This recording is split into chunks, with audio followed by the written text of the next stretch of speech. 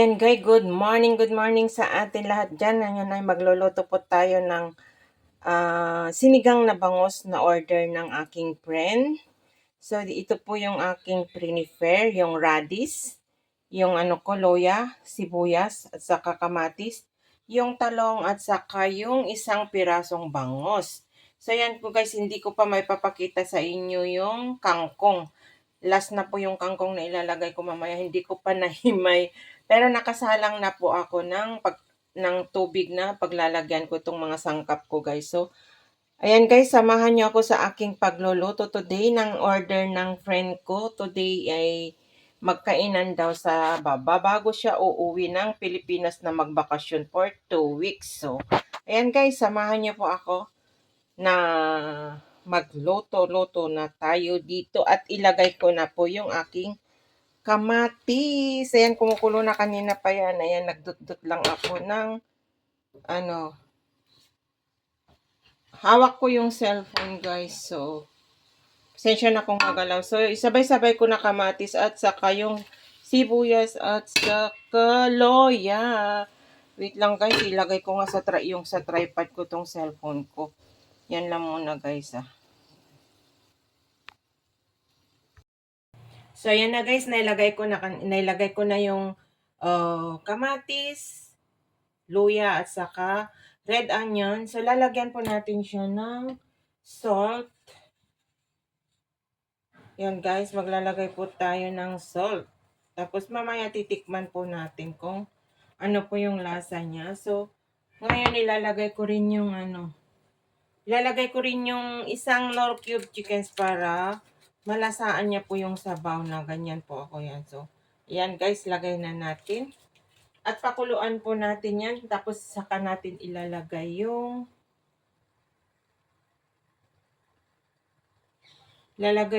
yung bangus. So,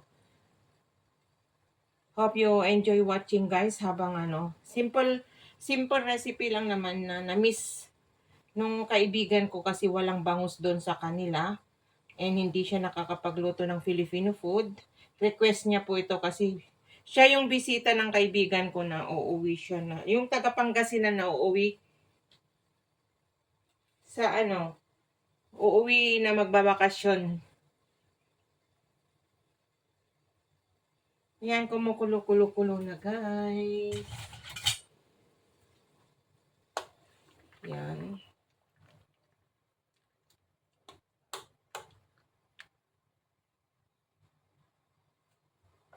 At meron rin akong isusunod na lutuin kasi dalawa yung pinaluto niya. Sinigang na bangus at saka pakbet. So, i-prepare ko rin yung mga gulay ko for the pakbet guys. And nakaluto na po ako ng kanin. Maya-maya, baka mag-message na naibaba ko. Diyan sa may swimming pool. Hindi ko alam kung makakasalo ako nakakain. Hindi pa ako nakapagpaalam sa amo ko. So, ayan. Kumukulo na guys. So, ilagay na natin yung bangus. So, yan. Napakalaki yung bangus na to. Worth of $6. Yan. Ang lalaki ng hiwa ko. Pwede ko rin naman yata hiwain ng ito eh. Lalaki ng hiwa ko.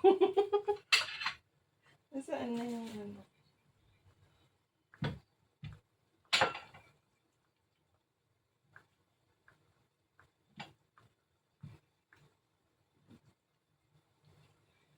Ay, tama na. Ganyan na lang. Yan. Hindi ko na hiniwa. So, ayan. Para mabusog yung sa isang slice. Yan. Para mabusog. Pero sa akin yung ulo. Favorite ko ang head, guys, na sipsipin.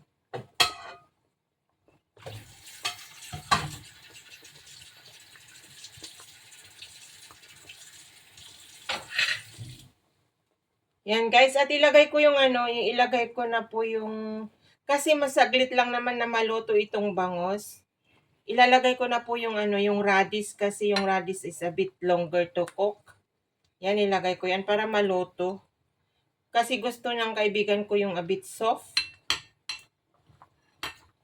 Yan, nilagay ko na yan guys. At meron akong nakalimutan. Wala akong green chili.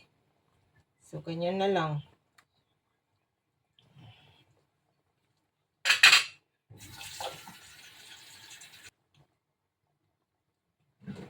Tatakpan po natin guys Balikan ko. Ayan, tanggalin natin. Wow. Bango, smell sinigang. Yan, smell sinigang. So, ilagay na natin guys yung talong kasi nahapkok na yung nahapkok na po yung radish. And yung bangus ay yan, paluto na rin. Kanina pa kumukulo to guys. So, lagay ko na po yung talong na yan.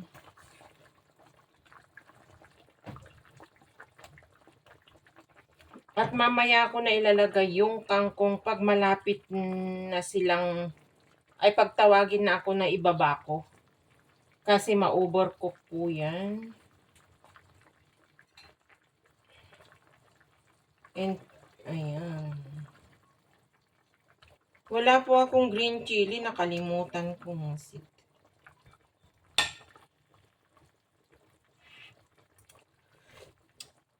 Sarap. Titingin nga ako kung meron. Meron akong green chili na iisa. Tapos, lagyan daw na lang ng red chili. Pampakulay. Yan.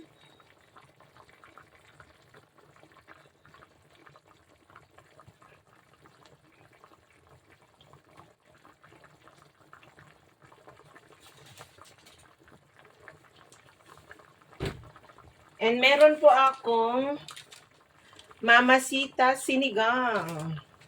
Sinaubusan ako ng lemon. Supposed to be lemon ang ilalagay ko na pangsigang ko. Kaya lang naubusan po ako.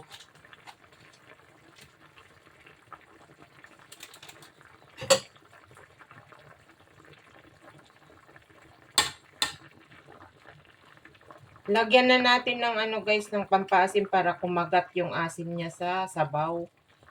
Kumagat. Para malasaan ba? Ano ba? Tama ba yung words ko na kumagat? Ano ba yun?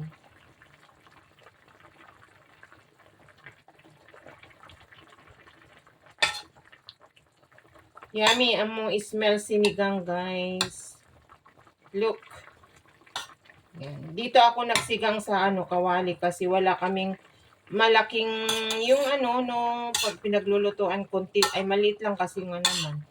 Dadalawa lang naman kami ni ma'am lagi dito sa bayo. Kaya kung may bisita, dito rin ako nagluluto kung pang maramihan. Ito lang ang pinakamalaki na lutuan namin guys. Kaya dito ako nagsinigang. So lalagyan ko po na siya ng pampaasim. Yan. Mamacitas.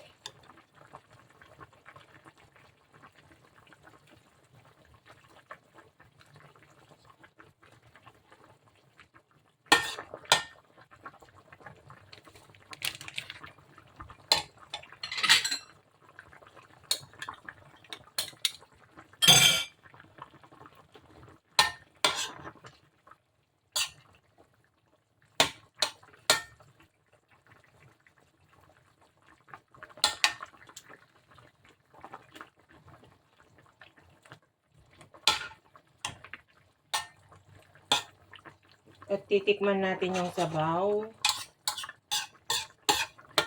Natin ulit guys. Ayun! Perfect! Tama na po yung lasa at yung asim ay complete na rin. Yan lang guys. So, mamaya saka ko ilalagay po yung kangkong. So, papatayin ko muna dito guys kasi lulutuin ko yung pakbet. Bago nila ako, pag i-message na nila ako mamaya, saka ko ilalagay yung kangkong para hindi siya ma-overcook guys. So, ayan. So, ayan na guys, linagay ko na yung kangkong. Ayan.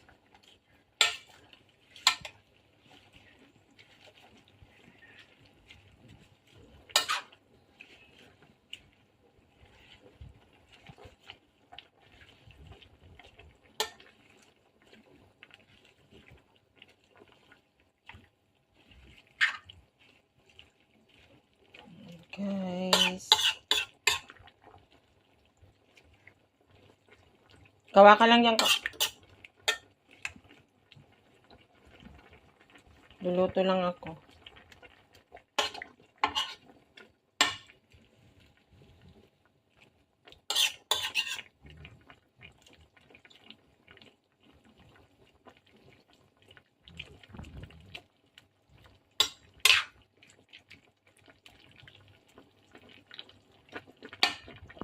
So, yan guys. Yun, naluto na.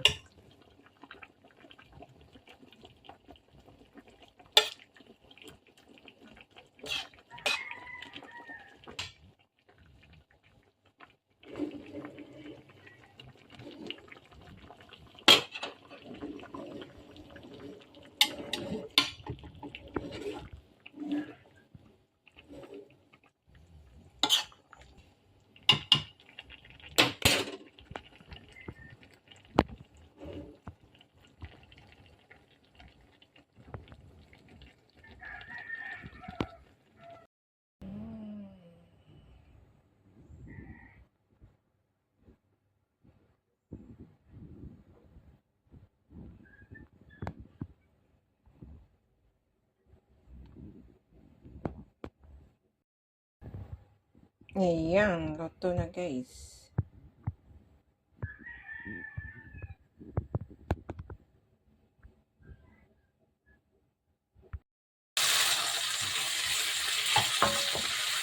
Yan guys, magluluto naman po tayo ng pakbet.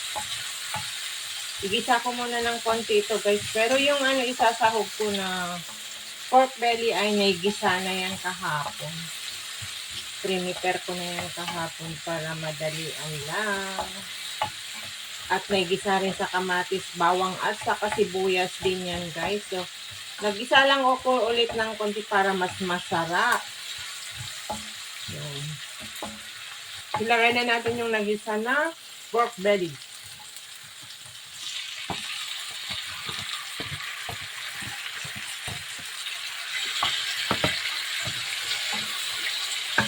Nagisa ng sibuyas, bawang at saka kamatis kahapon ito guys para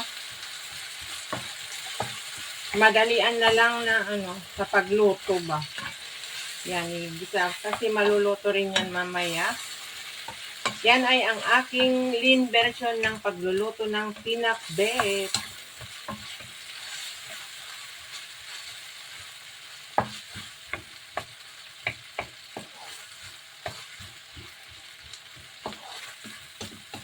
So, ilagay na natin guys yung kalabasa.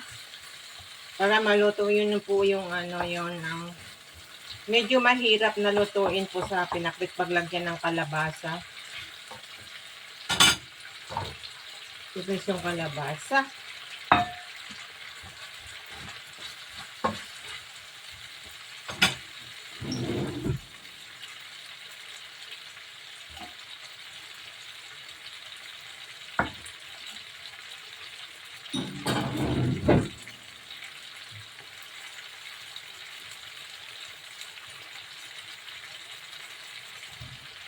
Ito po yung sabaw ng bagoong na linagyan ko na po ng tubig para pang sabaw natin guys. Yan.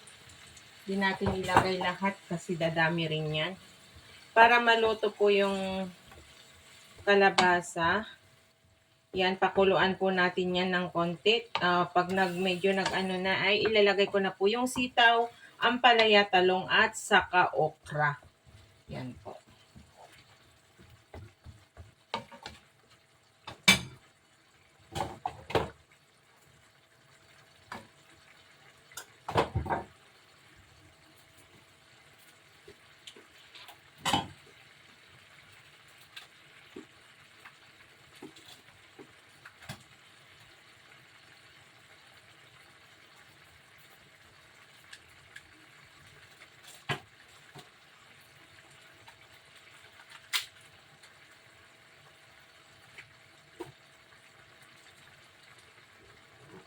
Lagyan na po natin ng Knorr Cube chicken. Ayan, para malasaan niya yung sabaw. Yan lang pong linalagay ko na pangpalasa sa mga bawat linuluto ko ay Knorr Cubes chicken guys.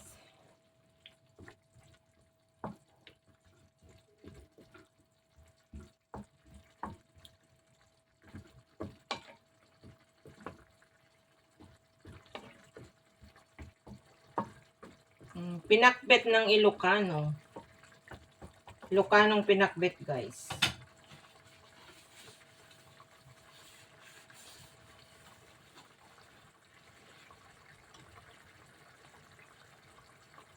So, tatakpan muna natin para lumambot yung kalabasa. So, ayan guys, ay kumukulo na siya. Tingnan na natin. So, pwede na natin ilagay yung mga ibang sangkap yung mga gulay, guys. Kasi pa-half cook na yung kalabasa. Yan. Inuuna ko lang kasi na pinapakuluan to kasi mahirap. Lutuin tong kalabasa na to na nakuha ko. Yung iba, madali naman madurog. So, ngayon, sabay-sabay ko na po ilagay yung mga gulay ko na iba na sangkap niya dito sa pangpakbet ko. Ampalaya, sitaw at saka talong and yung okra. Ayan, guys. Lagay na natin.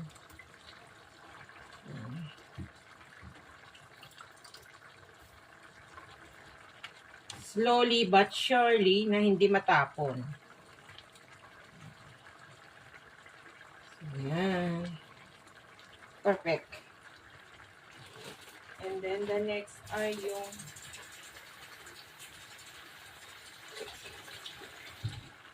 okra. Pang-ibabaw yung okra, guys. Yan. So, hayaan lang natin ito na kumulo hanggang ma-half cook sa on top. Then, saka natin hahaluin.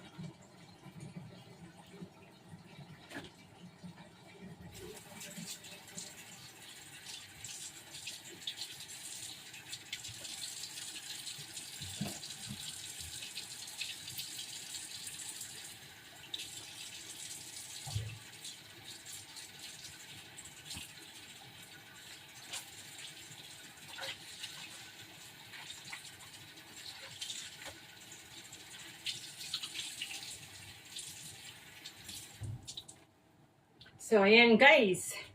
Baliktad na natin. Kumukulo na. Pasensya na, naghugas ako doon sa pinagkalatan ko. So, ayan. Halo na natin.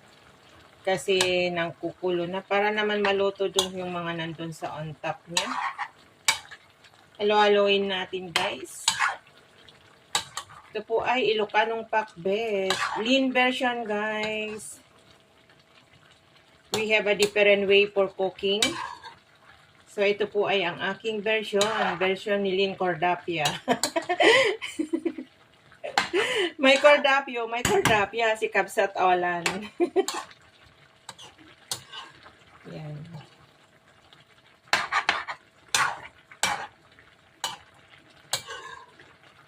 Kung meron sigarilyas, pwede rin lagyan po ng sigarilyas. Kasi yun yung ano namin sa probinsya. Pag tag-season ng sigarilyas, ang sarap po ilagay sa pinakbet or bunga ng malunggay. Although pagluto na rin naman ako last few weeks ng pakbet na may malunggay, bunga ng malunggay. Kasi very expensive dito guys, napakamahal ang bunga ng malunggay dito pag makakita ka. So, once lang na makabili pag gusto. Hin mo pag yung may extra money ka. So, ayan guys. Itong nabili ko na kalabasa guys, yung hindi masyado nadodorog na product ng Malaysia. Yung product ng Australia, napakabilis madurog. And ayaw ko ng ganun.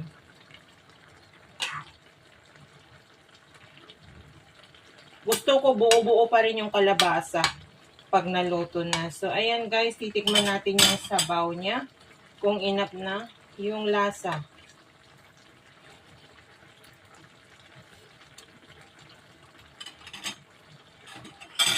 For me, kulang yung ano niya, yung kulang ng konti yung alat niya. Ilagay ko na nga yung ano yun, sabaw ng bagoong ngayon.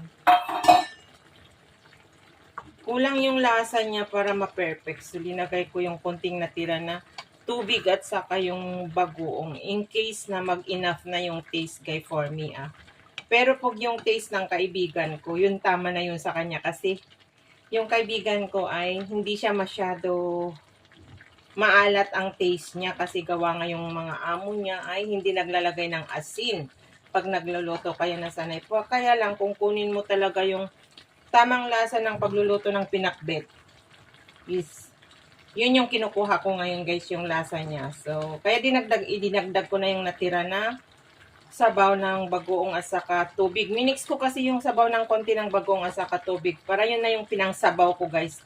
So, as nakita nyo naman, hindi ko linagyan ng another sabaw na yung tubig, kundi yun lang. Naglagay ako sa bowl ng sabaw ng bagoong isda and then more on tubig. Kasi alam naman natin yung bagong isda ay salty guys. So, yun. Yun ang pinangsasabaw ko na hindi na po ako naglalagay ng tubig. So, ayan. Tikman nga natin ulit kung na-perfect na yung lasa. Ayun. Eksakto guys. Diba? Tama rin lang pala yung ano ko, yung pag-ano ko kanina. Kaya lang natakot kasi ako na baka masobrahan ng alat. Kaya hindi ko linagay lahat yung sabaw ng bagoong at saka tubig na minix ko. So, nung pagdagdag ko yun, nakuha ko na po yung tamang lasa na hinahanap ko ng pakbet Ilocano na pang taste ko po. Yung nagugustuhan ng mga friend ko na nakatikim na ng luto ko na pinakriso nga. Kaya nga lagi silang nagre-request pag walang amo ko na nagluluto, kasi hindi sila po nagluluto ng Filipino food. Kung ano yung linuluto nila sa bahay nila na kinakain ng amo nila, yun lang po kasi bawal nga sila maamoy ng mga amo, stay in ang mga amo. So, ako naman, pag alam nila na wala na akong amo, yun, nagpapaluto na sila ng Filipino food na yung kung ano yung gusto nila na inaasam-asam na ulamin. Yun po yung linuluto ko at binibidyohan ko na rin para meron po akong content. Para-paraan lang guys. So, yan, ihalo na naman natin. And malapit na po yan maluto. And wala pa silang text sa akin kung nandyan na sila sa baba. Yun lang naman ang iano ko mamaya, yung sinigang na bangos. Ilalagay ko na lang yung kangkong and then okay na. Yung rice ko is cooked na. And ito ay luto na rin guys. So, ganyan lang po kabilis ang pagluluto ng mga gulay-gulay na pag gusto nyo kumain ng mga ano, kahit OFW kayo guys, kung andyan lang naman yung mga ingredients nyo sa palengke, pwede nyo yan, ano, lutuin para parang nasa Pilipinas na rin po tayo. So, diba? Daldal ko. So, ayan. Luto na yan guys. And then, hope you enjoy watching sa aking simple content na naman or simple pagluluto for today guys na pinaluto ng aking kaibigan for 19 years. Neighbor ko po yan. Kasi uuwi yung isang kaibigan namin and in-invite niya na pupunta dito for lunch. So, ayan. Perfect. Ang pagkaluto.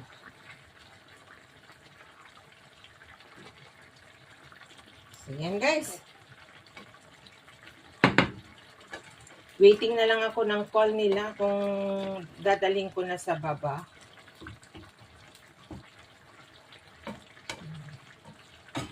Yan.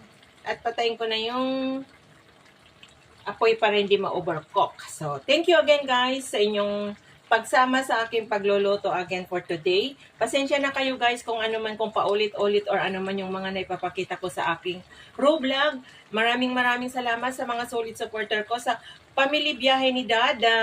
Kay Daddy, thank you so much sa support. Miss D, thank you so much Sis D, Baby Pau, ayan. Kay Ate Remy, thank you so much Kuya Ed. Sa lahat po, maraming salamat kay Sir Ang TV ko. Mega love shoutout kay Mrs. Capti, kay Sir Capti.